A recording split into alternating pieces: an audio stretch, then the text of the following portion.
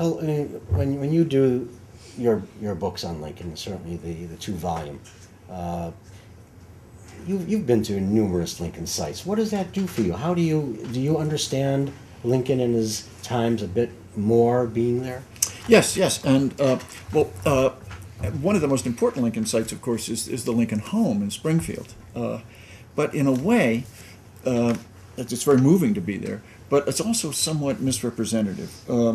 That the Lincoln home, as it now exists, was added to in 1856, 12 years after Lincoln and his wife moved in.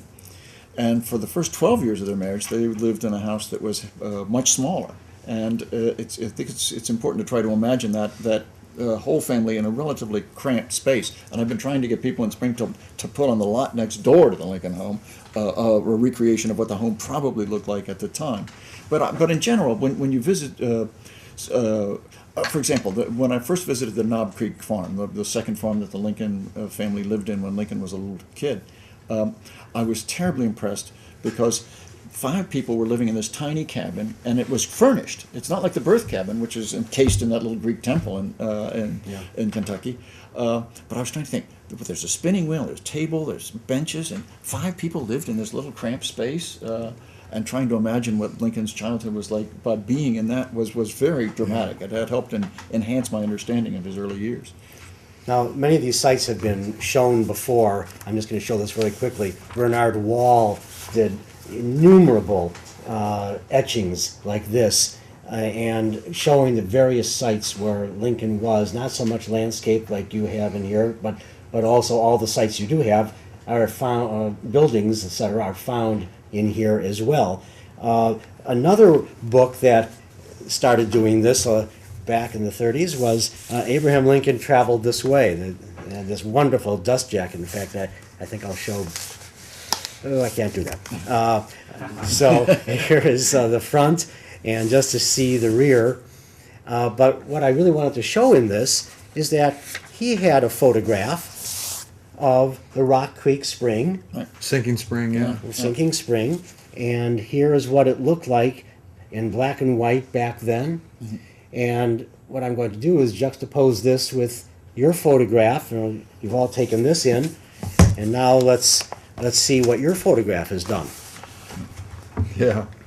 And there's something. I mean, that really puts so you much there. more vivid, right? Yeah. You know, as if I was sitting right there looking at that. I felt that. Yeah. So that's what this book has done, as far as I'm concerned. And with the verbiage that you've added, I think it's a compelling book. It's not the usual. I think someone who has not really gone into the era would enjoy having that. Did you study historical photography of the day to help you out in any ways? I studied all the photographs of Lincoln, not just the portrait, but particularly the photographs of Lincoln outdoors in the landscape, and of course there's several of those that are pretty iconic photographs, and some of them I was kind of drawn then to try to make a photograph from the same perspective, from the same location, same angles and things, like at the U.S. Capitol, and some at Antietam, at the White House, and of course we were able to get access into the White House. The White House photo staff was kind enough to work with us, and we photographed there 3 different times. And now, photography can be a reflection of history, certainly, but can it interpret it as well? Can it interpret it as well? Boy. Can we look at it be interpretive, do you think? Michael, do you think that there's something to that? Well, if even just seeing a portrait of Lincoln, for that matter, let alone landscapes. Right. Well, portraits can be extremely moving. But one of the problems with portrait photographs in that period, as you well know, is that the slow shutter speeds of several seconds meant that you never get a smiling Lincoln. And well, it's also Victoriana. You didn't do it. Well, anyway. that's true. But Lincoln had a tremendous sense of humor, and it's a shame we don't have a photograph of him as he's finished telling a joke, for example, and Yeah, slapping sure. his thigh. And I've always wanted to go back and actually see his face. 'Cause everyone said how it just lit up. Yeah. Right. And I'd love to have seen that, but you can't keep a shit-eating grin on your face for 18 seconds. Right. But then there are some photographs, like the Gardner-Gettysburg photograph Excuse in me. November '63, which is so powerful that you get the sense of gravitas and wisdom and depth, brilliantly illustrated. Of course, what happens with that, what I find myself certain sometimes, I'm projecting what I feel about the man or the landscape, because one's own reality may transcend the truth anyway. Well, that's So true. That's That's our true. own inner part. And that's one of the problems that biographers have with dealing with any subject, particularly a subject as iconic as Lincoln. Yeah. Don't read too much of yourself into your subject. Yeah. And by the same token, don't be too much of a defense attorney. One of the besetting sins of biographers is that they act as apologists and defense attorneys, and you have to be very careful, particularly when you're dealing with a basically very admirable character as Lincoln, not to be excessively defensive. There was something missing in here that I wondered about. What's that? And that is the spots that he would have seen on the inaugural train and the coffin coming back. Well, he wouldn't have seen much on No, but, but he was there. that. That's true. That's He true. was there. The body was there, and people saw him Right. there. So those two aspects I didn't find. I was wondering about that. Well, on that thought, actually, this book has been doing so well that our underwriter, we're already thinking ahead down the road for us expanding in a second edition, and we are going to include Independence Hall because he stopped there and gave that nice speech, which is in the collected works, and of course there's even the photographs of him. They did the flag raising at Independence Hall, so it meant so much for him to be at Independence Hall, and so there's one location on that trip out that we will include in the future. Well, Bob mentioned the underwriter, and one of the striking features of this book is that Bob wanted to have the best quality paper, the best color reproduction, the best binding, the best cover possible. So instead of going into a traditional publisher, he controlled the whole arrangement, and the underwriter made it possible to have a book of this quality with exceptionally beautiful work and high quality ingredients and materials. And yet not cost a fortune. So the underwriter really made it possible for this book, which would probably cost $80 or $90 if a commercial publisher had done it with all these materials for only 36. So, and it's all American. Bob insisted that everything be American paper, American binding, American cover, and all that. 100% made in the United States, even the paper. And underwriter is excellent to have. Sometimes a self-underwriting, like Mellon, The Face of Lincoln, that wonderful book. I don't know if you knew Viking. He paid Viking. It was a private. He gave him a underwrote subsidy? it. And the first edition came out. He didn't like it, Mellon, and he had them destroy it. Really? And so, really, what we're seeing is the second edition. But I'll be darned. the first edition that came out was Mellon underwriting the whole publication again. Wow. Well, as a book dealer, you may know the story. Speaking of first editions and second editions, somebody once asked the book dealer, said, "Well, is this a first edition of this book? Isn't that rare?" The guy says, "No, what's really rare is second editions." You know, From an author's point of Michael, I have to say how wonderful this is to me, because I'll tell you where that came from. What's that? Moi. Oh, really? Yes, Good and for you heard it from Harold Holzer, because Probably. Harold has been using that forever without citing moi. But that's true. In the future, I will be sure to cite First your editions are authority. not scarce. Every book has it.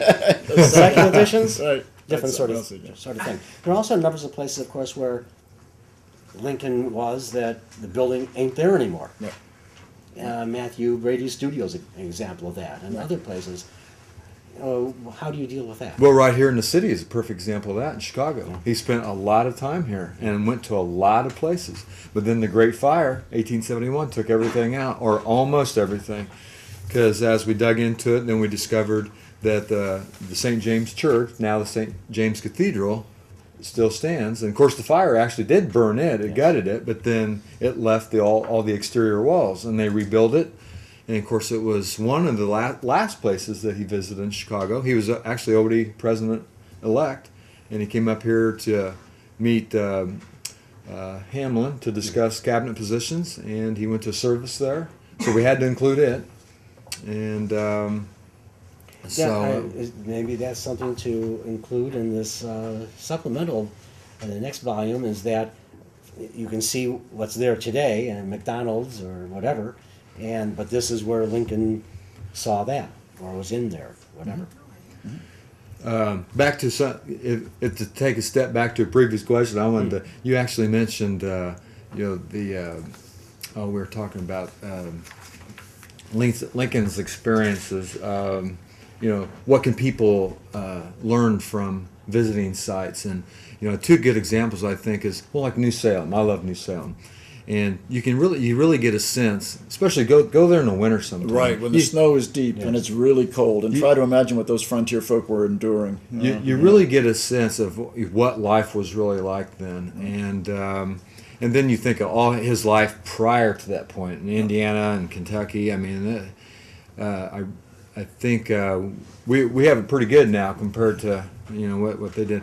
And then another good example is not just at the historic sites where you can really get a feel for what he experienced, but just going to a place like the Sangamon River, and I think of like the Sangamon, like when it's flooding and they had to cross the rivers, especially when they were high. When they were low, it wasn't too much of a problem, but when they were high, for example, when he was postmaster and would have to go over to Athens to get the mail because they wouldn't bring it to New Salem, he'd have to go get it.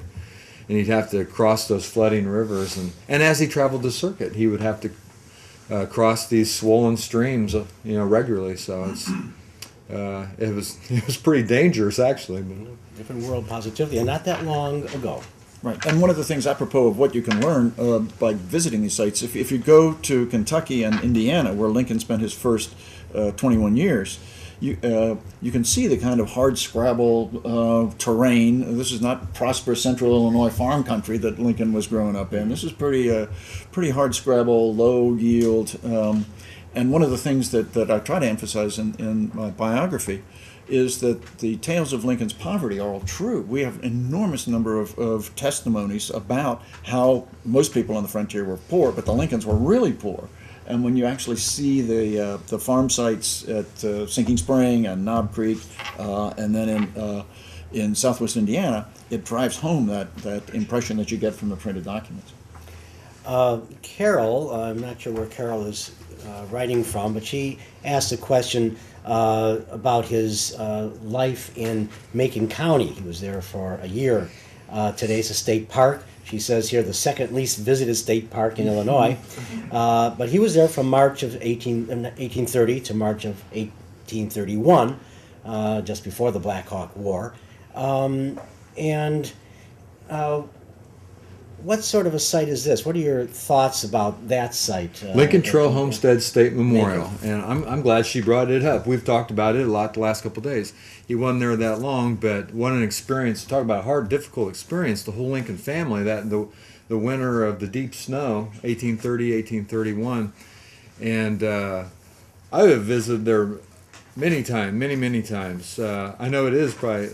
I'm always amazed how it isn't visited by very many people, but it's a beautiful site. But when I wanted to photograph it, I thought I have to photograph this after some heavy snows, because Lincoln, in his second autobiography, writes about that experience and talks about the celebrated deep snow, and so that was actually a photograph where a great deal of planning went into making that photograph, and I won't go into all the details on that, but.